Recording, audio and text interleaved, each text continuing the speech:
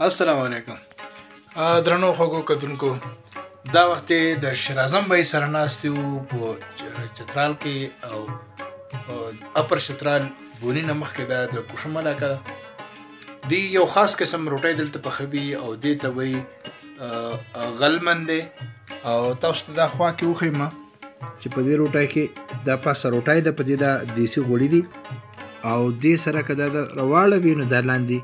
پنیر دی او دا بیا په دې غوړي وي لاندې دا ډبل مس کې وي او دا د دې خصوصي د دې دی سپیشل ډیس یو